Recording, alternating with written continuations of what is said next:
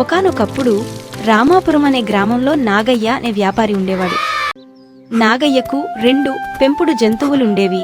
తన ఇంటిని కాపలాకాయుటకు టామీ అనే కుక్క, మరియు వ్యాపారం కోసం అన్ని సరుకులను మోయడానికి డానీ అనే ఒక బలమైన గాడిద ఉంది. ప్రతిరోజు నాగయ్య ఆ డానీతో దగ్గర్లో ఉన్న గ్రామాలకి వెళ్లి సరుకులను అమ్మేవాడు. టామీ ఇంట్లో ఉండి ఇంటిని కాపలా కాసేది. రోజు నాగయ్య ఇంటికి తిరిగి వచ్చాక డానీకి మరియు టామీకి ప్రేమతో ఆహారం ఇచ్చేవాడు. వాటి పనులు వేరుగా ఉన్నప్పటికీ 2 జంతువులు కూడా సంతోషంగా ఉండేవి.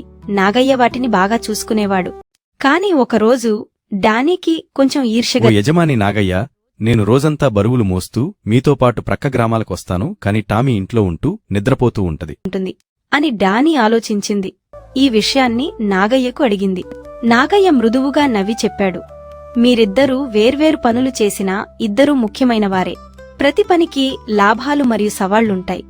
కాబట్టి మీ పని మీరు బాగా చేయడమే ముఖ్యము అని నాగయ్య చెప్పాడు. ఒకరోజు టామీ మరియు డానీ అలా వీధిలో నడుస్తూ బయటకు వెళ్లారు. అక్కడ కొంతమంది పిల్లలు ఆడుతూ పాటలు పాడుతున్నారు. టామీకి ఆ పాటలు మనసుకి హాయిగా అనిపించాయి. కాని డానీకి మళ్లీ అసూయ. నేను కూడా పాడగలను.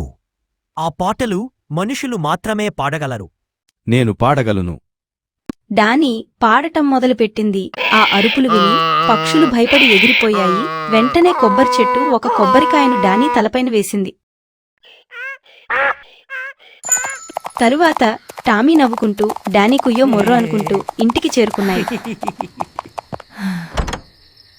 కాని డానీ అనుకుంది, నేను టామీ పని కూడా చెయ్యగలను. ఒకరోజు రాత్రి అందరూ నిద్రపోతున్న సమయంలో ఒక్క దొంగ నాగయ్య ఇంటిలోకి ప్రవేశించడానికి ప్రయత్నించాడు. టామీ వెంటనే మేల్కొని మొరగడానికి ప్రయత్నిస్తున్నప్పుడు డానీ ఇలా చెప్పింది, నీవు అరవకు, నేను చూసుకుంటాను. టామీ భయపడి మౌనంగా ఉండిపోయింది. డానీ పెద్దగా అరుస్తూ దొంగను భయపెడుతున్నది.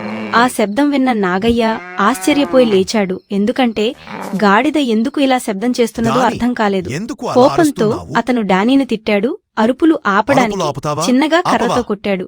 డానీకి అర్థమైంది, నేను సహాయం చెయ్యాలని ప్రయత్నించాను, కాని ఇంటిని కాపలాకాయడం నా పని కాదు అని అనుకొన్నది. మరుసటి రోజు నాగయ్య గాడిదకు వివరంగా చెప్పాడు, నువ్వు బలంగా ఉంటూ వ్యాపారం కోసం భారమైన సరుకులు మోయడం వల్ల మాకు సహాయం చేస్తావు.